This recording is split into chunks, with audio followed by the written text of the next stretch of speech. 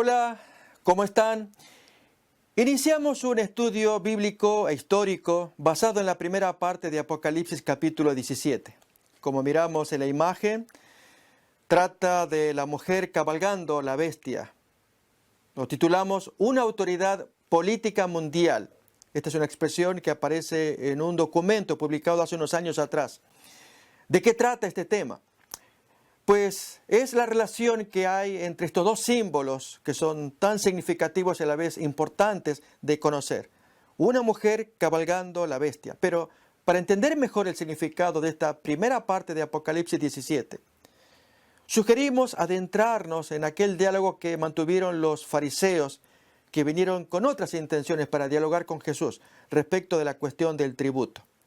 Pues invitamos entonces a mirar Lucas capítulo 20, vemos allí desde el versículo 19 o 20 en adelante el planteo y una frase muy famosa y que se debe reconocer que dijo el Señor. Tenemos así Lucas capítulo 20, desde el versículo 20 en adelante.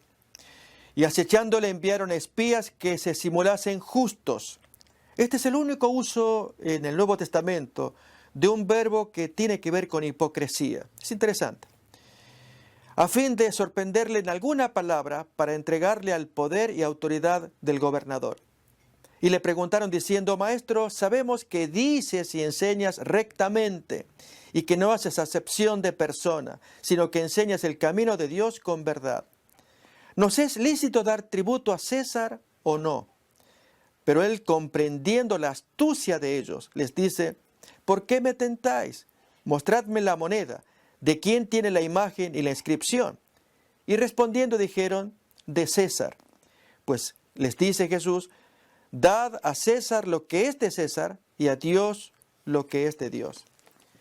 Que esta expresión sea la base de lo que vamos a estudiar. Para Jesús era muy importante la separación de ambos poderes. En lo que cabe al César, denle lo que le corresponde. Si él libró el impuesto, de lo cual la moneda es símbolo, o cualquier otro documento u orden, u ordenanza estatal, gubernamental, pues ríndanle el servicio y la obediencia que ellos requieren. Pero en las cosas de Dios, ríndanle a Dios lo que Dios quiere también. Vamos a ver si este principio se cumple en el desarrollo de este estudio de Apocalipsis capítulo 17, la mujer montando la bestia. Para apreciar en plenitud el contenido del capítulo, sugerimos que vaya acompañado del siguiente capítulo, esto es, la actuación de parte de Dios. Mientras que el capítulo 17 desarrolla plenamente las andanzas del poder humano, la relación de la iglesia y el Estado. Por otra parte, en el capítulo 18 aparece la participación de Dios, mediante dos símbolos claros, dos ángeles, el primero que baja del cielo con una gloria que llena toda la tierra y un mensaje. Y luego, posteriormente, otro ángel misterioso, colaborador, que apoya la obra del primero. Para ello vamos a estudiar el presente capítulo que hemos titulado Estado e Iglesia, el caso de una esposa ninfómana. Pero antes, miremos el contenido de los capítulos que componen este estudio. Dijimos el primero, Iglesia, Estado, el caso de una esposa ninfómana. Y ya miraremos qué relación tiene este problema y qué es ninfomanía con respecto a la iglesia. Pero los restantes capítulos podemos mirar también una autoridad mundial, sus orígenes modernos. Crisis planetaria que se produjo en un momento en el planeta y que favoreció la actuación de la autoridad. La autoridad disputando terreno, palmo a palmo. Y desde el capítulo 5 miraremos ya propiamente los textos bíblicos, pseudo-mesianismo revelado, tanto con documentos no bíblicos y cuanto más con la ayuda de la palabra de Dios, particularmente Apocalipsis. Luego, el capítulo 6, dos trinidades enfrentadas. Los dos grandes poderes o trinidades, la del cielo, tal como revela la palabra de Dios, contra una trinidad en forma de parodia que le hará frente. También asimismo, los embajadores respectivos, pero esta vez enfrentados. Babilonia la Grande, supremacía y caída. Y finalmente, el tiempo de la actuación del Señor. Vamos entonces a mirar, este estudio es el primer capítulo, iglesia, está el caso de una esposa ninfómana. ¿Qué es la ninfomanía? Es un desorden, una disfunción, una anomalía que tiene que ver con una conducta sexual inapropiada. Esto es el apasionamiento que una mujer tiene de desmedidas relaciones sexuales. En el hombre se llamaría satiriasis. Para ilustrar este fenómeno, déjenme contar una historia que se produjo en el mes de abril del año 2012. Como miramos aquí el título. Ninfómana casi hace saltar a hombre desde un balcón. Esto pasó en Alemania. Resumiendo la historia, se cuenta de esta mujer apasionada en práctica sexual, que ella invitó a un hombre que conoció en un bar a su domicilio. Y luego de practicar 8 veces repetidas la práctica sexual, el hombre pues deseó abrirse, ya no encontraba placer, y entonces él desde el balcón con su celular pidió ayuda. La policía vino y encontró a la mujer, la cual quería continuar con la práctica sexual con los uniformados. Esta mujer fue internada, estuvo 2 semanas en tratamiento, salió, pero volvió a las andadas. Y allí mostró su problema. Yendo en autobús, conoció a un africano fornido que le atrajo y la mujer pues lo llevó a su domicilio para seguir con sus prácticas sexuales. Luego de 36 horas corridas, el hombre sumamente agotado apenas si podía caminar y la mujer exigiendo más actividad, él logró abrirse, salir y desnudo en la calle pidió auxilio. Pues cuando se la miró a la mujer estaba ya exhausta y así se la pudo otra vez internar. Notemos, no solamente este caso, hay muchos que son conocidos y uno puede buscar con esta identificación, ninfomanía, este desorden de la desmedida práctica sexual. El punto es, ¿qué relación tiene esto con la iglesia? ¿O qué relación tiene con la palabra de Dios? Ya lo vamos a mirar, pero recordemos, sírvanos esto como antecedente para entender lo que es la práctica ninfómana. Bien, la palabra de Dios en Apocalipsis revela a una iglesia. En el capítulo 12, pues miramos allí el símbolo de una mujer hermosa, la esposa de Cristo, vestida de sol, coronada de 2 estrellas, con la luna debajo de sus pies. Lógicamente, si vemos el símbolo de la mujer, hoy nos preguntaríamos, allí se habla de una esposa de Cristo, pero ¿cuántas iglesias cristianas hay hoy actualmente? De acuerdo a la Enciclopedia Mundial Cristiana de David Barrett, publicada por 1980, este hombre hizo un estudio de cuántas iglesias cristianas había en el mundo. Y según él, para ese tiempo, había unas 20.200 aproximadamente. Y haciendo su proyección, él calculaba que habría para 1985 desde 22.300, el cálculo aproximado, hasta 25.000 y cuánto más, 30.000. No era segura la proyección porque esto proliferaba. Tanto que, de acuerdo a diferentes países, yo recuerdo el caso del mío, en Argentina, para cierto tiempo había 5.500 iglesias inscriptas en el registro de culto. En México, miren acá, según este informe de la Secretaría de Gobierno, para el año 2014, febrero, habría inscritas asociaciones que registraron allí como asociaciones cristianas unas 102.368 asociaciones cristianas. Y como se puede mirar allí, los nombres de cada una de ellas. Iglesia evangélica de aquí, de tal nombre, iglesia evangélica de tal otro nombre, etcétera, etcétera. Entonces queda en pie la pregunta, ¿cuántas iglesias cristianas hay que pudieran estar representadas en esta mujer vestida de sol de Apocalipsis capítulo 12? Pues la misma Biblia nos trae la respuesta, y es que solamente hay 2. La mujer pura, que representa la esposa de Cristo, según Apocalipsis 12, y una mujer ramera, prostituta, ninfómana, de acuerdo a Apocalipsis 17. ¿Decimos ninfómana? Sí, miremos el texto del capítulo 17 y leámoslo para descubrir esta anomalía, esta disfunción de una iglesia que se separó de Cristo y busca el poder que lo tenía en Jesús, pero lo busca ahora de los reyes, de los gobernantes, de los poderes terrenales, para tener lo que no tiene de parte de su marido, ese poder. Leamos el texto. Te mostraré la sentencia contra la gran ramera. Notemos cómo la palabra de Dios le llama a la mujer, una prostituta, la que está sentada sobre muchas aguas, con la cual han fornicado los reyes de la tierra, y los moradores de la tierra se han embriagado con el vino de su fornicación. La palabra de Dios muestra a esta mujer que carga, además de su vestimenta, que luego se va a describir, carga un cáliz, una copa llena de vino. Y también se le dice vino de fornicación y de abominaciones. Esto nos muestra a una mujer que da a beber un vino con el cual seduce y aún entontece al cliente de turno. Leamos el texto. Y la mujer estaba vestida de púrpura y escarlata. Reparemos los colores. Son llamativos porque si buscáramos el cumplimiento de este símbolo en una iglesia actual, que se vistiera de tales colores, púrpura y escarlata, muchos estudiosos y creyentes pues inmediatamente relacionan con cierta iglesia que iremos descubriendo a lo largo de este estudio.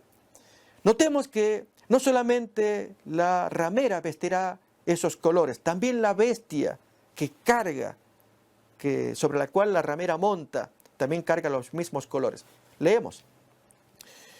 La mujer estaba vestida de púrpura y escarlata y adornada de oro y de piedras preciosas y de perlas, y tenía en la mano un cáliz de oro lleno de abominaciones y de la inmundicia de su fornicación. Queremos decir lo siguiente, y es que cuando se carga una copa que se da a beber y tiene tal fermento, tal vino, que dije, entontece al cliente de turno, asociémoslo con las personas alcohólicas.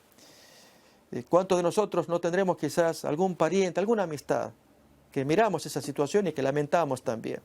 Aún la palabra de Dios en el libro de Proverbios cuenta de la persona alcohólica que hace conductas inapropiadas. En uno de los textos de Proverbios habla de aquel que está en el mástil, así como trepado y gritando que no está pasando nada. Y las personas sobrias, sensatas, le hacen ver o intentan hacerle ver la locura de la conducta temeraria que está llevando ese alcohólico. Bien, lo que resumimos es que el alcohólico está entontecido, no entiende, hace cosas de diablura. Déjeme decir algo más. Yo recuerdo en mi niñez, en Argentina, tenía un vecino de mi mismo apellido. Y el hombre era alcohólico. Y venía a mi casa, a mi madre, que era enfermera, y le pedía alcohol de quemar. Mi madre pues le decía, señor Contreras, ¿le podemos ayudar? Yo soy enfermera, dígame qué le está pasando, qué le está doliendo, yo le puedo ayudar a curarse. Y el hombre decía, no, solamente deme el alcohol de quemar. ¿Quiere alguna gasa, algún algodón? Por favor, si lo tiene también. Y mi madre pues le daba, y el hombre luego desaparecía. Y se lo veía allí como escondido en algún lugar. ¿Qué es lo que hacía con el alcohol y el trapo, la gasa, el algodón? Él lo mojaba, lo embebía y luego se lo ponía directamente donde estaba el hígado. Imagínense la escena. Y así él recibía a través de ese acto todas las sensaciones del vapor del alcohol, ya que él no tenía dinero para comprarse bebida alcohólica. Al menos sentir todo el efecto del alcohol al ponerse alcohol real de quemar, ponerlo allí en su cuerpo, al lado del hígado, para tener todas esas sensaciones de una persona alcoholizada. Notemos, el que está alcohólico está entontecido, no entiende, está embriagado, está adicto. Bien, apliquemos este hecho de acuerdo al texto bíblico. ¿Qué ocurre con los moradores de la tierra? ¿Qué ocurre con los reyes de la tierra que toman este vino que entontece, que adormece, que anestesia los sentidos y la gente no puede entender lo que claramente se quiere mostrar? Y queridos amigos, lo que queremos mostrar es que en ese vino poderoso, donde hay mucho poder para embriagar, allí anida la fuerza de su poder, como cuando el texto vamos a leer ahora, nos dice que estaba lleno de abominaciones. Y uno se preguntaría, ¿qué es lo que tiene esa mujer? ¿Cuál es su magia? Pues al mostrar el vino y hacerlo beber y quedar uno entontecido, no logra discernir lo que otros pueden mirar claramente. ¿Qué cosa es? Que allí hay un jugo de doctrinas venenosas que entran en el alma para hacerle daño, para practicar fornicación con esta ninfómana que quiere semejante acto.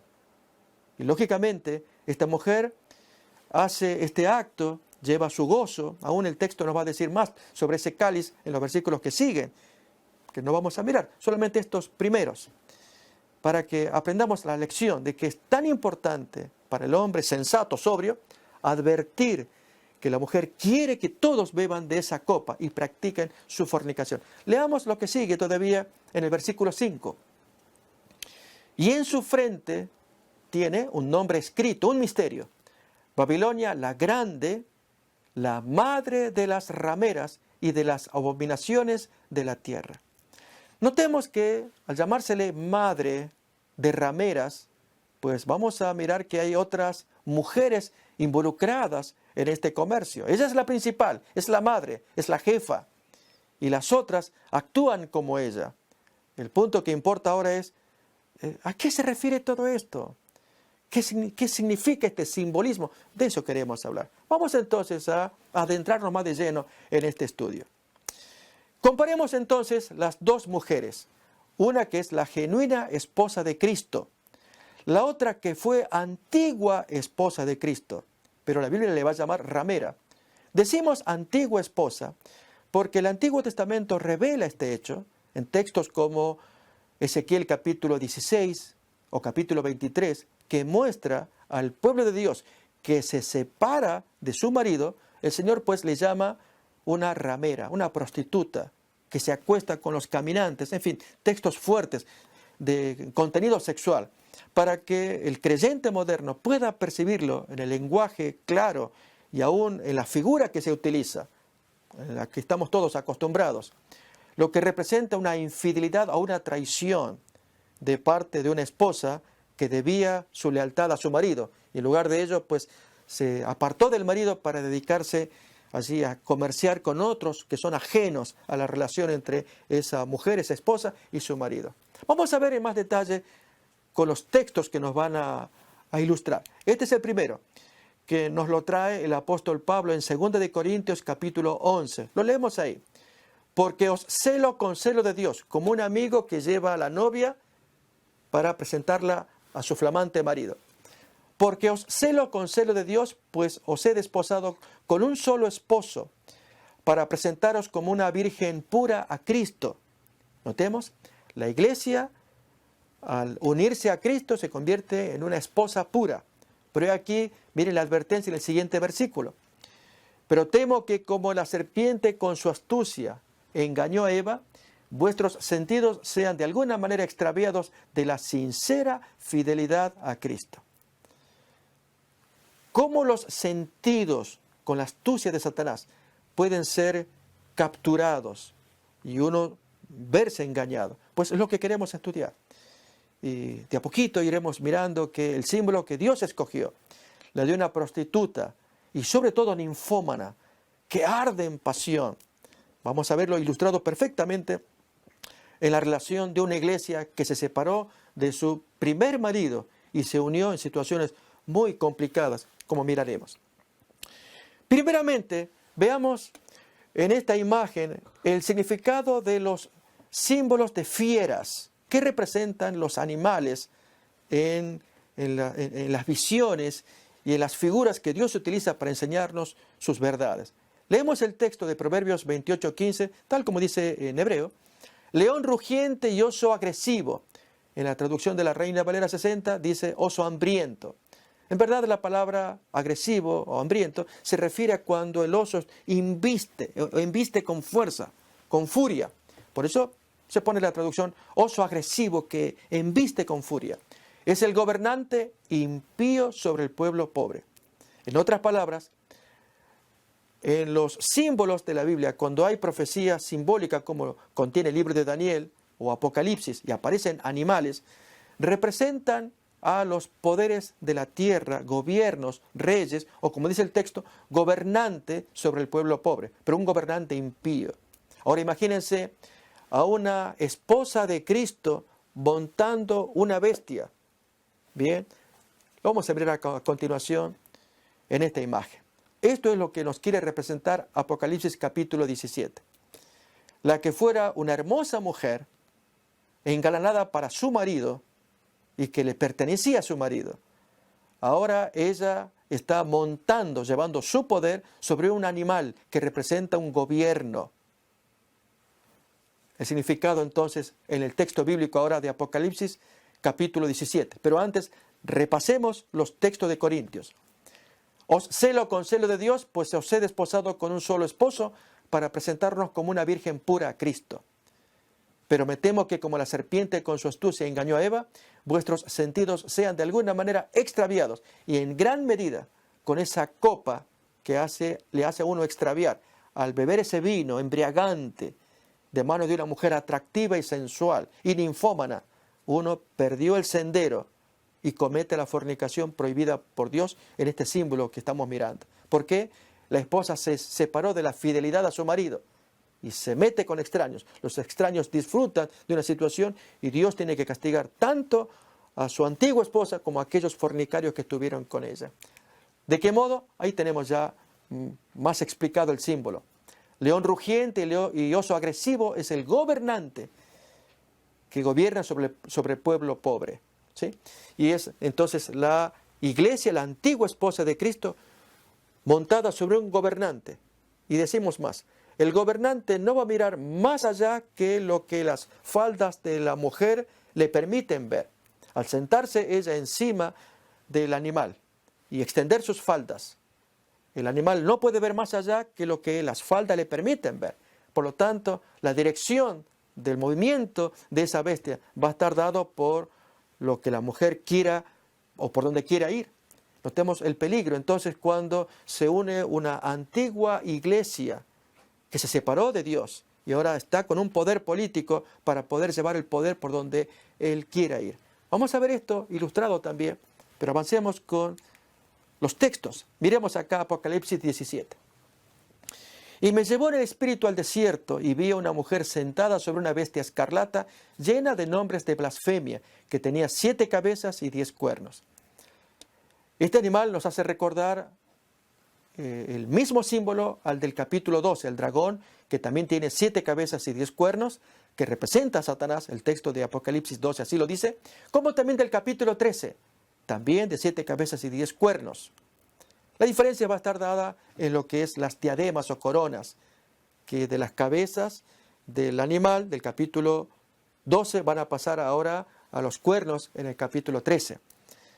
Lógicamente todo va a tener sentido y significado, pero lo que importa ahora del capítulo 17 es la mujer montando el animal, hechos el uno o la una para el otro. Miremos más todavía en este texto. La mujer que has visto es la gran ciudad que reina sobre los reyes de la tierra. Ella asienta su trono gracias a ese animal que le puede ayudar a conducirse y gobierna sobre todo el planeta. Pero ¿quién podrá ser esta mujer?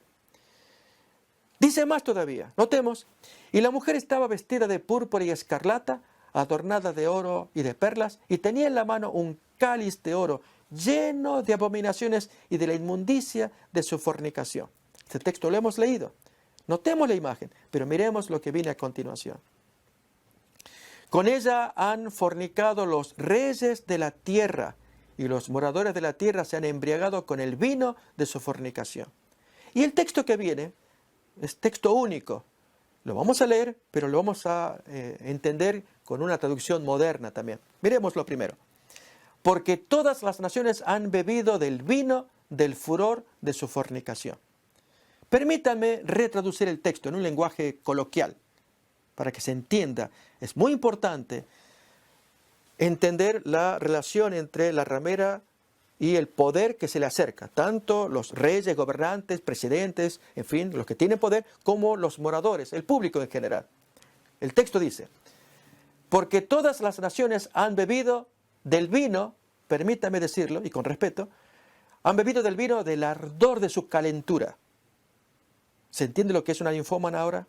La mujer arde, allí su cuerpo y todo lo demás arde de tener contacto con los reyes de la tierra. Leemos al comienzo arriba, con ella han fornicado los reyes, presidentes, los que tienen poderes de gobierno en la tierra, y los moradores de la tierra, de la misma manera, que se embriagan con ese vino lleno de fornicación.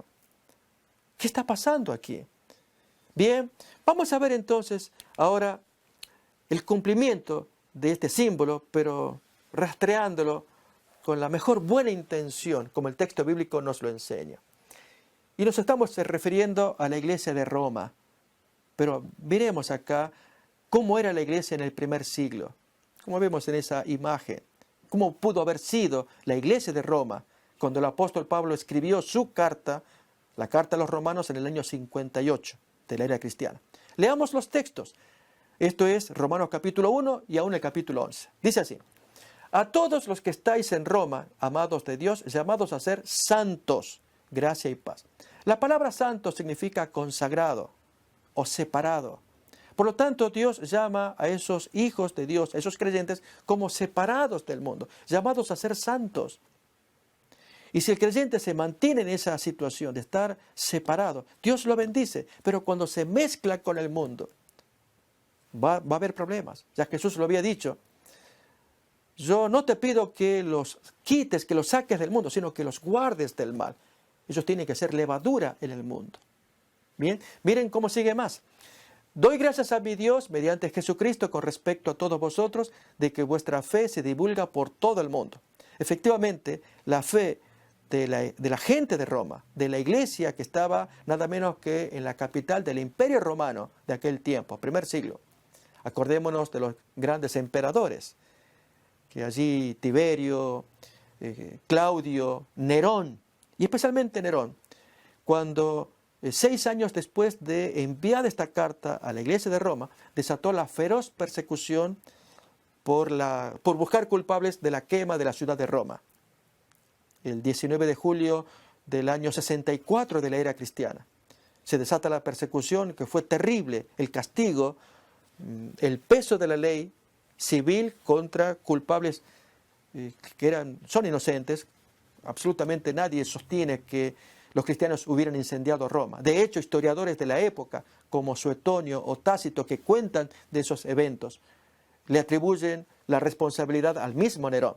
Pero notemos esto, que como consecuencia de la fe que había entre esos creyentes, aún producida la quema años más tarde, eso fortalece la fe de la iglesia de Roma, que muestra por todos lados que era una iglesia que estaba anclada en Dios.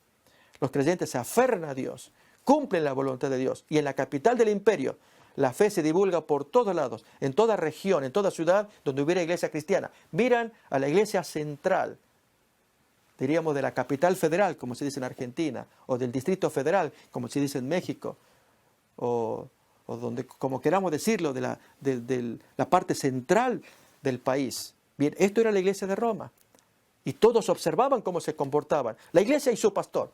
Como prueba de ello, acordémonos de Clemente de Roma, que él escribió una carta en el año 95. Famoso pastor de Roma, querido. La carta es larga. Se la llama la primera carta a los Corintios. Hay una segunda carta a los Corintios, pero se ignora su autoría. Se sabe con certeza que la primera sí la escribió Clemente en ese año, el año que se escribió el Apocalipsis también. Y el hombre allí le escribe con ánimo de ayudar a esos corintios a que recuperen la paz, el orden, y que sigan las instrucciones de quien fuera su fundador, el apóstol Pablo. Acordémonos que Pablo había trabajado en aquella iglesia de Corinto. Y ahora Clemente de Roma, aproximadamente unos 40 años más tarde, él escribe esta carta. Pero lo hace en un tono tan amoroso, tan amable, humilde, aunque era líder de esa iglesia. Él no habla de su posición para imponer autoridad, como veremos en otras circunstancias, en la misma iglesia de Roma, tiempo después. Lo cierto es que esta iglesia se mantiene pura. Aún más, hay un consejo que el apóstol Pablo va a dar en el siguiente versículo que leemos, que aparece allí. Porque no quiero, hermanos, que ignoréis este misterio, para que no seáis arrogantes, pedantes, engreídos en cuanto a vosotros mismos. Entre tanto, la iglesia, la esposa de Cristo, se mantuviera atada a su marido, no habría ese riesgo del engreimiento. Ellos tenían que mostrarse humildes y dar ejemplo, como lo hacía la iglesia de Roma en ese tiempo, y cuanto más cuando sobrevino la persecución, y cuando escribe a un Clemente de Roma, aquella famosa primera carta a los Corintios. Pero aquí que con el paso del tiempo hay cambios, como miramos allí. Ya la profecía de Pablo también lo decía, solo que no era fácil ubicar dónde podría cumplirse lo que leemos ahora.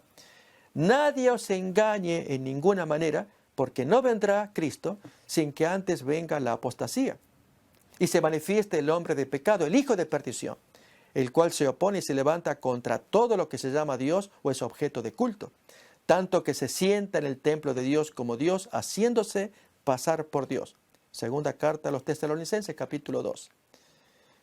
Un texto elocuente de la aparición de una caída o apostasía, que Jesús no volvería a la tierra sin que aparezca semejante caída de la iglesia.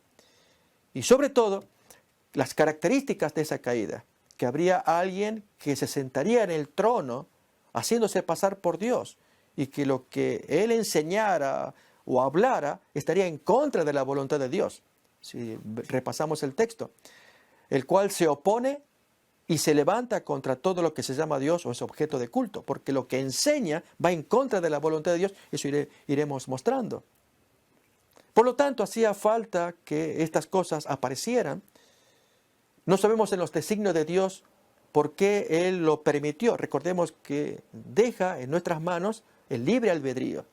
Y en esta iglesia que si no hizo caso al inicial consejo de Pablo, no seáis arrogantes en cuanto a vosotros mismos, habíamos leído. Manteniendo esa condición de humildad, pues podían preservarse de semejante peligro. Pero aquí estamos mirando entonces, y en la imagen, la iglesia de Roma en su desarrollo posterior. Veámoslo más claramente en este caso. Y este es un ejemplo contundente, totalmente opuesto a lo que pasó allí en el tiempo del primer siglo. Nos referimos a la querella de las investiduras. Quizás sea uno de los casos más sonados y evidente del tema que se quiere presentar, una esposa ninfómana. Esto es, que ya se separó de Cristo para buscarse nuevos maridos. Y nos estamos refiriendo al gran conflicto que ocurrió entre los años 1075 y 1122. Fue un conflicto de poder. La naturaleza que estaba en juego era quién era el que debía investir allí en los cargos respectivos, en los dominios, si el Papa o el emperador. ¿En qué consistió el problema? Enrique IV era el emperador de Alemania en ese tiempo y hasta ese momento era facultad de los emperadores el ordenar o investir de autoridad a aquellas personas que ocuparían los cargos que el emperador considerara necesario. Como el territorio estaba dividido en feudos, los feudos territoriales, había feudos eclesiásticos también. Y en esos feudos eclesiásticos, esto es, donde hubiera monasterios, abadías, donde había iglesias, un territorio donde la iglesia se moviera, quien nombraba a los obispos, prelados, arzobispos y los dirigentes, no era el Papa, era el emperador, hasta ese momento. Bien, se levanta en contra de este comportamiento el Papa Gregorio VII. Y este Papa pues va a imponerse para que no se lleve a cabo semejante actividad. Como consecuencia de ello, Enrique IV, emperador de Alemania, levanta su ejército para castigar la insolencia, la rebelión de este Papa que no está de acuerdo en que se haga semejante actividad, que fuera el emperador el que ordenara a los obispos y prelados, etcétera, para atender los feudos eclesiásticos y las iglesias. ¿Qué ocurrió cuando ya el emperador se encaminaba hacia Italia para castigar a esta insolencia? El Papa Gregorio VII se encierra en el famoso castillo de Canosa, en Italia. Allí está protegido. Pero es aquí que entonces toma una actitud, y es apenas con un dedo desata la guerra contra el emperador. ¿Y en qué consistió? Pues que dirigió su dedo de excomunión contra Alemania, por lo cual dejaba desprotegido de la bendición de Dios y en consecuencia abiertas todas las calamidades contra el emperador y contra todos aquellos que se sometieran a él. Como en aquel tiempo prevalecía la superstición, pues imaginémonos que ante la aparición de cualquier calamidad, tormentas, rayos, inundaciones, lo que fuera, era considerado los castigos de Dios. Y si alguien estaba desprotegido de la bendición, de la protección de Dios, pues un incendio, lo que fuera, era el castigo evidente de que Dios podía destruirlo. En consecuencia, tanto el pueblo como el ejército del emperador Enrique IV entra en desobediencia. No van a aceptar el liderazgo del emperador porque el Papa Gregorio VII desde Roma envió su excomunión mediante un dedo. Pues al emperador Enrique IV le quedaban dos alternativas: renunciar, abdicar a su trono o volver humilde a Italia para implorar perdón al Papa. Y escogió lo último. Político como era, pues se dirige a Canosa, pero aquí que el Papa no le dio lugar. Y pasó 3 días en crudo invierno, en enero del año 1076, esperando audiencia con el Papa. El Papa pues pensaba que es lo que más convenía. Y efectivamente le concede la audiencia y le otorga el perdón después de 3 días. Los dibujos de la época lo muestran a Enrique IV, emperador, vestido de andrajos. Yo recuerdo cuando niño, cuando estudiaba estas cosas, y mi madre me enseñaba, católica, ella, y quedé impresionado. Y yo invitaría a que estudiemos esta historia, que es pública, para ver el gran conflicto que había entre la espada y la cruz, entre el emperador y el Papa, por el dominio de los territorios y aún de las conciencias. Prevaleció el Papa, pero es aquí que Enrique IV, obtenido el perdón, se le levantó la excomunión, regresa a Alemania, pero se encuentra con un problema. Su cuñado toma el poder y entonces él es aparentemente el nuevo emperador, y entonces el genuino Enrique IV pide ayuda a Gregorio VII, pero es aquí que Gregorio VII más bien da la bendición al cuñado. Y entonces se desata una situación tan penosa de oposición entre uno y otro. Para no hacerla larga, llevó muchos años, pues al poco tiempo fallece el emperador Enrique IV, y Enrique V, el siguiente, su hijo, pues se esperaba que fuera más conciliador. No ocurrió así. También fallece el Papa Gregorio VII para que le suceda el siguiente, Pascual II, y así no pudieron encontrarse en armonía hasta que finalmente se zanja años más tarde, como miramos, año 1122 en adelante, cuando allí se decide la siguiente situación: que los territorios feudales le pertenecieran al emperador y aquellos administrados eclesiásticamente regresaran al emperador, y quienes los administraran no se movieran en asuntos religiosos. En otras palabras, solamente le cabía al Papa otorgar allí la ordenación para que fuera obispo o prelado, etcétera, que gobernara, y no el emperador. El emperador aceptó, era una posición que le favorecía, recuperar territorio, aunque la ordenación venía del Papa. Y así fue como se terminó esta situación. Pero mostremos una gran lucha de poder de una esposa ninfómana, teniendo su marido, de quien recibía el poder, se mezcló con maridos ajenos, los políticos de ese tiempo. ¿Entendemos la situación? Miremos más. Esto todavía está candente en tiempos modernos, como vemos allí, la alianza de Estado-Iglesia en los tiempos modernos. Y el propósito de este estudio es que abramos los ojos a esta situación, que necesariamente tiene que ser considerada. Si como creyentes religiosos nos acercamos a la esposa de Cristo, el punto es discernir qué le está pasando a esa esposa para que tenga la bendición de Dios. Esto es, que esté con su marido, con Jesús. Vamos a ver más todavía de esta situación de época medieval, y es la amonestación contra la iglesia ninfómana. Efectivamente ocurrió con Jerónimo Savonarola, predicador contra los abusos y corrupción de la iglesia de Roma, especialmente contra su caudillo, el Papa Alejandro VI, Alejandro Borgia, padre famoso y famosa la hija de Lucrecia Borgia, corrompida, si conocemos. Ambos famosos por su corrupción. Sin embargo, él fue condenado a la hoguera por el Tribunal de la Inquisición en mayo del año 1498. Jerónimo Savonarola es muy apreciado y querido como un santo allí en Florencia. Su persona es comparada a la de Juan el Bautista, que amonestó severamente a Herodes, y así también pagó caro su osadía de hablar contra los poderes civiles. Recordemos cuando él fue decapitado. Así también Savonarola. No obstante, Dios traía sus planes, y efectivamente con Martín Lutero, que en ese tiempo de la quema de Savonarola tenía 14 años. Él iniciaba estudios en diversas escuelas para satisfacer la aspiración de su padre, que era minero, llegar a ser un funcionario civil, un abogado. Bien, Martín Lutero apenas tenía 33 años cuando su conciencia lo lleva a hacer el acto que estamos mirando acá. Clava un documento, el cuestionamiento al poder y la eficacia de las indulgencias, conocida como las 95 tesis contra la venta de indulgencias en la puerta de la iglesia del Palacio de Wittenberg, llamada también la Iglesia de Todos los Santos, el 31 de octubre del 1517. Lutero hasta ese tiempo era un fiel católico, pero que no encontraba paz. Veía su conciencia torturada por sus pecados, como cualquier humano cuando comete pecado y no encuentra paz. A lo que el jefe de su abadía, el superior Staupitz, le sugiere que se vuelque a la Biblia para buscar y encontrar esa paz. Bien, Lutero estudia los Salmos, pero encuentra textos que lo confunden.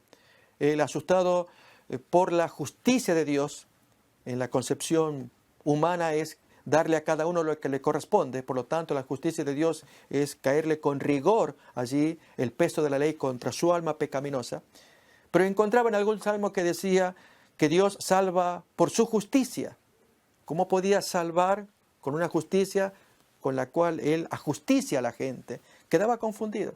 Hasta que fue a Romanos, y en Romanos encontró allí, como él dijera más adelante, los portales abiertos del paraíso. Esto es, los textos en el capítulo 1, de que el justo por la fe vivirá.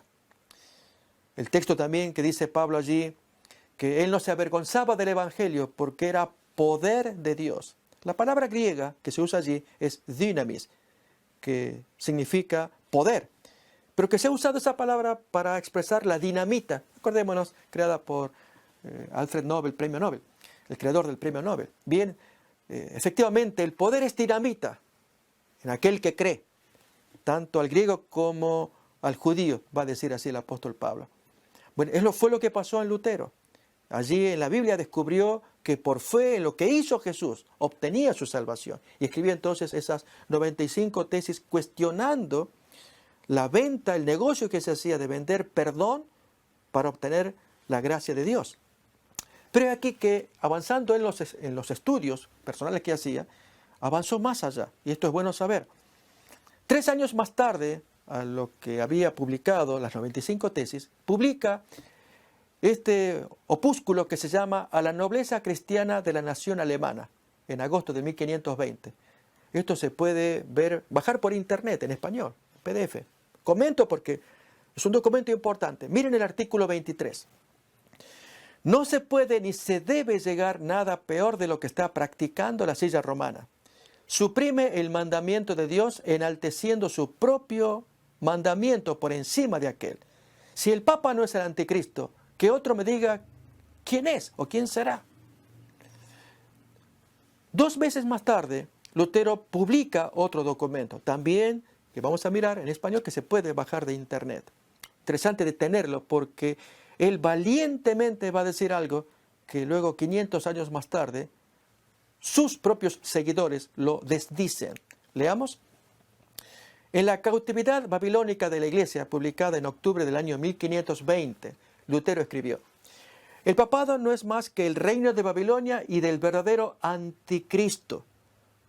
Notamos, en 2 ocasiones usa esa expresión anticristo. Porque ¿quién sino será el hombre de pecado, el hijo de perdición, más que el que está sentado en la iglesia como un Dios que con sus enseñanzas y sus leyes multiplica los pecados y acrecienta el número de almas que se pierden? Vamos a ver si la silla del anticristo tiene entidad, si realmente tiene base para afirmar semejante cosa. Notemos, Apocalipsis primeramente lo revela. Y la bestia abrió su boca en blasfemias contra Dios para blasfemar de su nombre, de su tabernáculo y de los que moran en el cielo. Notemos cómo describe la palabra de Dios la actividad de la bestia, una bestia que hace y practica blasfemias. Y vi una mujer sentada sobre una bestia escarlata llena de nombres de blasfemia. Otra vez ahora es la mujer del capítulo 17, aquella esposa ninfómana que también apoya la blasfemia.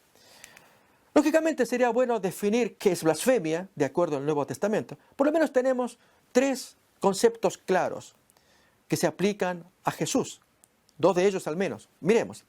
Le respondieron los judíos a Jesús: por buena obra no te apedreamos, sino por la blasfemia, porque tú, siendo hombre, te haces Dios.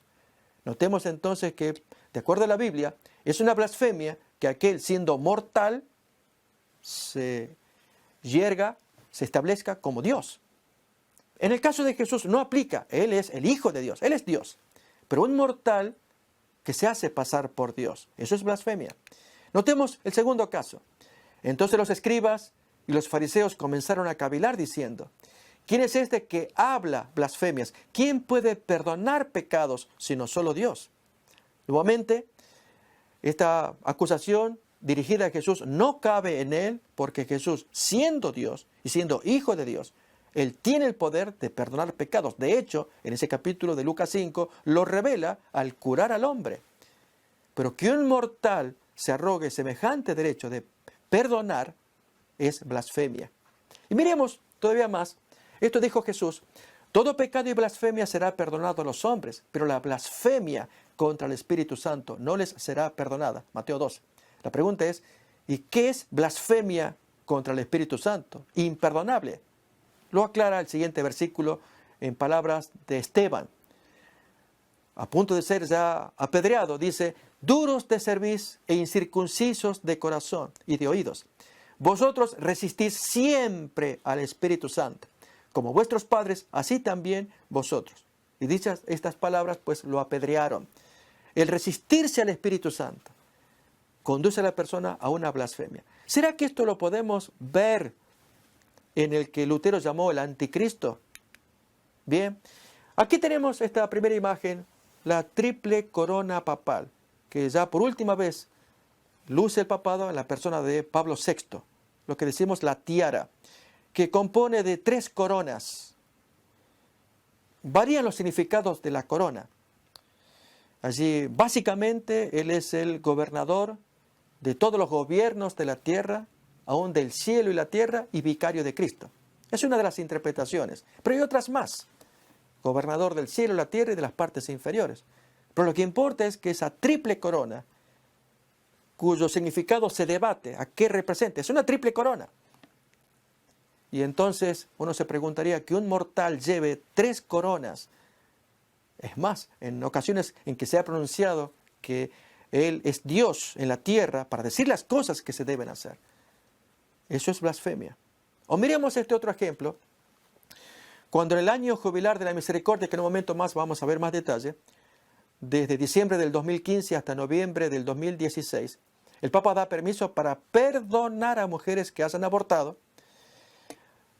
Esto va en contra de los cánones de la Iglesia Católica, pero que un mortal pueda designar o delegar en otros mortales la capacidad de perdonar este o cualquier otro pecado, cuando solamente le cabe a Dios el perdonar. ¿No es esto una blasfemia? Es Dios el único que puede perdonar, reitero, este o cualquier otro pecado. O aún la tercera blasfemia, la resistencia al Espíritu Santo. Con el dogma de la infalibilidad papal, que se va a estudiar en el siguiente capítulo de esta serie, Una autoridad política mundial. Allí se ve claramente que este sistema pues se recluyó para no escuchar más la voz del Espíritu Santo. Cuando el hombre decreta un dogma, habla en forma infalible e irreformable. Bien, como consecuencia de este dogma y especialmente de un documento emitido por Pablo VI, llamado De la dignidad humana, Hans Küng, que estamos mirando acá, él publicó un libro que causó un impacto en sus días. Él se lo reconoce como el teólogo contra el Papa. ¿Por qué? El título del libro ya lo decía. ¿Infalible? Una pregunta. ¿Por qué? Porque el documento del Papa, que había publicado poco tiempo atrás, pues allí se hablaba de que era pecado o pecaminoso que la familia católica recurriera a los métodos contraceptivos para impedir la fertilización. En otras palabras, utilizar condones profilácticos, el DIU o cualquier otro método de contracepción era pecaminoso, era pecado. Y entonces allí Hans Küng que había participado en ocasión del Concilio Vaticano II. Él fue un experto, veedor y colaborador. Se sintió muy chasqueado de que el Papa se metiera en asuntos o en la cama del matrimonio católico, o de los matrimonios en general, al decretar semejante documento señalando que era pecaminoso tal cosa. Bien, ¿es infalible? Acordémonos que Esteban había dicho, vosotros resistís al Espíritu Santo, pero si uno es infalible, pues ya el Espíritu Santo no puede actuar en él. Pero avancemos más en esta investigación. Babilonia la Grande y sus hijas rameras, porque el texto dice, y en su frente un nombre escrito, un misterio, en Apocalipsis 17:5. Babilonia la Grande, la madre de las rameras y de las abominaciones de la tierra. Miremos a continuación cómo se arreglan madre e hija o hijas. Por causa del 500 aniversario del nacimiento de Martín Lutero, se firma en mayo de 1983 una declaración conjunta de la Comisión Mixta Católico-Luterana titulada Martín Lutero, testigo de Jesucristo. Allí el acuerdo que hay para ese tiempo. Es interesante que para ese tiempo, cuando se acercan las partes, la parte católica que dijo frases muy atractivas y pronunciada por el Papa de aquel tiempo, Juan Pablo II, que decía, en Lutero reconocemos un maestro de la verdad, a lo cual los luteranos debían hacer su propia declaración. Y ellos, agradeciendo esa expresión de reconocer en Lutero un maestro de la verdad, los luteranos agregaron, agradecemos, pero lamentamos a la vez que nuestro líder, nuestro maestro principal Lutero, se haya excedido en las cosas que él escribió. Muchas cosas son de educación, de ilustración, pero en lo que no estamos de acuerdo con él es en cómo se expresó del Papa, diciendo que era el anticristo. Y agregaron, esto se debió no tanto a estudios teológicos, sino por la naturaleza alemán, su naturaleza aria. Esto es, por ser sangrón, enojón, puso allí que el Papa era el anticristo. Por lo cual nosotros no estamos de acuerdo con Lutero. Lógicamente, la parte católica aceptó la explicación. Bien, el punto que importa es ahora que valdría la pena leer algún texto que quiero compartir de esta situación que se está viviendo actualmente, de la unión entre la Iglesia Católica y la Iglesia Luterana, dije yo, que están armonizando la ramera con sus hijas. Creed en Jehová vuestro Dios y estaréis seguros. Creed en sus profetas y seréis prosperados. Nos dice Crónicas, capítulo 20, acerca de escuchar, de estudiar y aceptar cuando aparece voz profética. Pues ya lo predecía Apocalipsis en este texto que leemos, en capítulo 19 y capítulo 22. El ángel acompañante de Juan llama profetas, estoy resumiendo el texto, a sus compañeros de servicio, consiervos que llevan el espíritu de la profecía. Bien, un texto que comparto a continuación, que contiene, como Lutero en sus días, alimento que abría la mente. Así pasa con este texto que leemos a continuación del conflicto de los siglos, y que reconocemos a aquellos que estudiamos estas cosas como el espíritu de la profecía, escrito por Elena White. Leo así, los protestantes consideran hoy al romanismo con más favor que años atrás. En los países donde no predomina y donde los partidarios del Papa siguen una política de conciliación para ganar influjo, se nota una indiferencia creciente respecto a las doctrinas que separan a las iglesias reformadas de la jerarquía papal. Entre los protestantes está ganando terreno la opinión de que al fin y al cabo en los puntos vitales las divergencias no son tan grandes como se suponía y que unas pocas concesiones de su parte los pondrían en mejor inteligencia con Roma. Tiempo hubo en que los protestantes estimaban altamente la libertad de conciencia adquirida a costa de tantos sacrificios. Enseñaban a sus hijos a tener en aborrecimiento al papado y sostenían que tratar de congeniar con Roma equivaldría a traicionar la causa de Dios. Pero cuán diferentes son los sentimientos expresados hoy. Sigue más la lectura, que es sumamente interesante. Allí estamos poniendo la imagen para aquellos que la quieran leer, tomada del libro Conflicto de los Siglos. Todavía más allí, y que cuánto desearíamos comentar esta lectura, pero la podemos ubicar en las páginas 619 y 620. Pero leemos esta última parte de la página 628, mientras las iglesias protestantes han estado buscando el favor del mundo, una falsa caridad las ha cegado. Se figuran que es justo pensar bien de todo mal, y el resultado inevitable será que al fin pensarán mal de todo bien. En lugar de salir en defensa de la fe que fue dada antiguamente a los santos, no parecen sino disculparse ante Roma por haberla juzgado con tanta o con tan poca caridad y pedirle perdón por la estrechez de miras que manifestaron. ¿Será que tenemos que pedir perdón? Pues esto es lo que está pasando actualmente. Que durante el año jubilar de la misericordia, en diciembre 8 del 2015, hasta el siguiente año, noviembre 20, Lutero se había levantado contra este decreto de poner un año para perdonar pecados. Pero aquí estamos mirando al presidente de la Iglesia Luterana Mundial, Munib Yunan, celebrando el acuerdo, el encuentro con Francisco I. La pregunta que nos hacemos es, ¿los luteros modernos dónde están para señalar el mismo fenómeno que Lutero denunció en sus días, que un mortal pudiera otorgar perdón a hombres? Bien, lo que sí ocurrió es que alguien protestó, y es de la misma Iglesia Católica. Me refiero al portador del Vaticano, Federico Lombardi. Él explicó que la decisión del Papa no es una atenuación de la gravedad del pecado del aborto, que estaba prohibido en los cánones católicos, perdonarlo. O sea, estemos de acuerdo o no, estamos diciendo que los cánones impiden que se pueda otorgar perdón, pero aquí que se otorga el perdón. Así como no quiere que de ninguna manera minimizar la gravedad de ello. Entonces da una explicación para tratar de justificar la doctrina católica.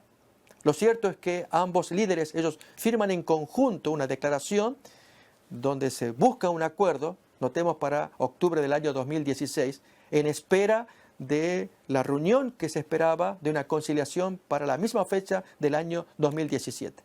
Y llegada a la cual católicos y luteranos se piden perdón, la reforma cumple 500 años, esto pasó el 31 de octubre del año 2017. Es lo que se esperaba.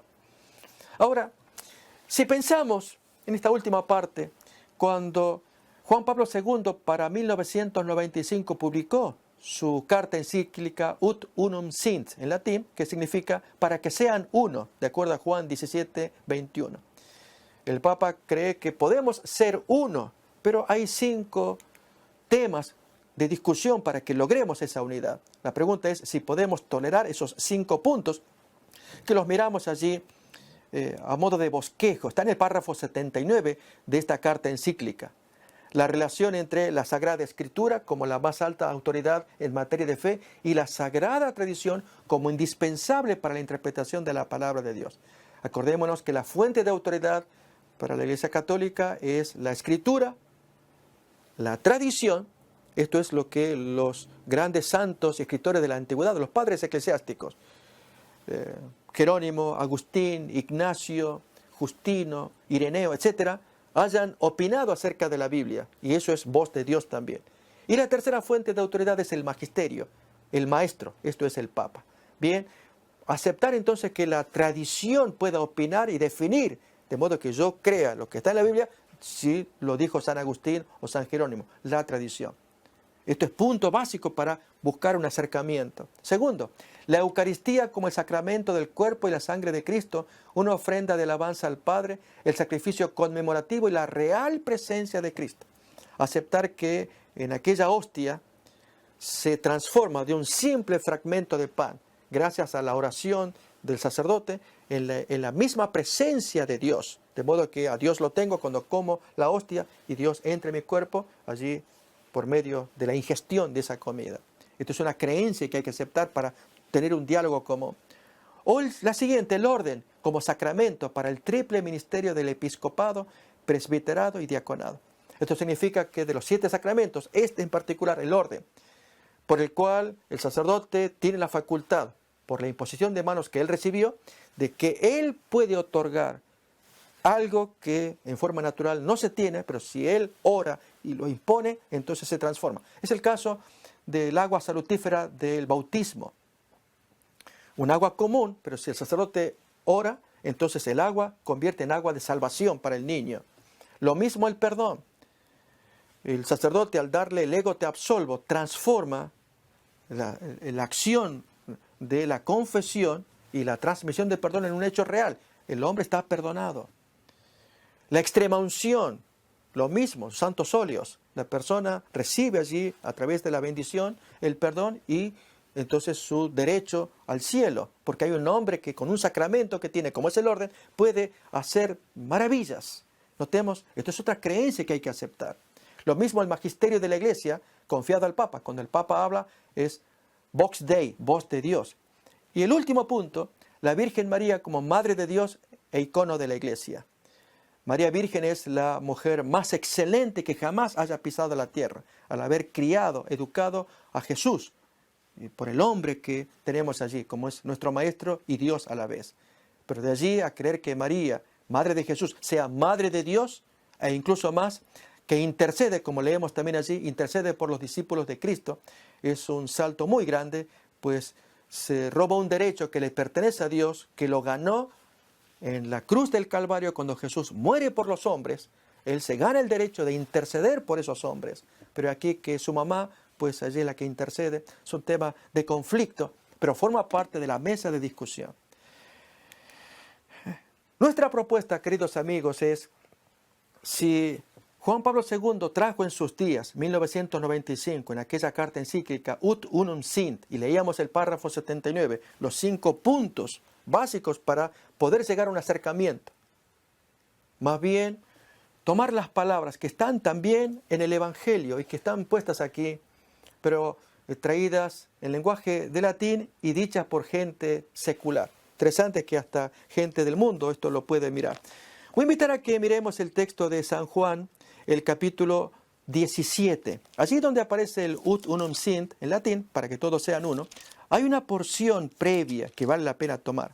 Y es el versículo 17 en adelante, que dice así: santifícalos en tu verdad, tu palabra es verdad. Como tú me enviaste al mundo, así yo los he enviado al mundo. Y por ellos yo me santifico a mí mismo, para que también ellos sean santificados en la verdad. Santificados, consagrados, separados allí donde hay verdad. Tu palabra es verdad. Y versículo 21, para que todos sean uno. Notamos que llegamos a ser uno sobre una base, una plataforma que se llama verdad.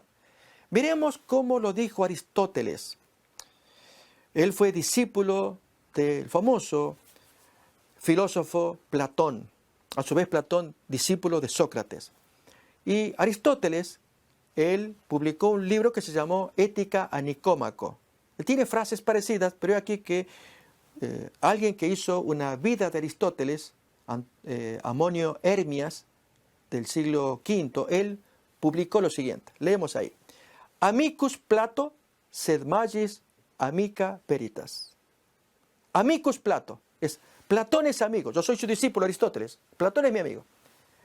Sed magis, pero más amica es la verdad.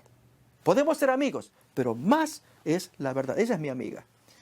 Y queridos amigos, queremos decir que podemos ser amigos y que no querríamos ser amigos de cuántas iglesias y aún cuánto más de la iglesia mayoritaria, del papado. Pero el texto nos dice, seamos amigos de la verdad y sobre la plataforma de la verdad podemos entonces construir nuestra amistad. Así, queridos amigos, terminamos este primer capítulo que titulamos Estado e Iglesia, el caso de una esposa ninfómana, de esta serie que invitamos a mirar en varios capítulos, una autoridad política mundial. Hasta el siguiente encuentro, que Dios los bendiga.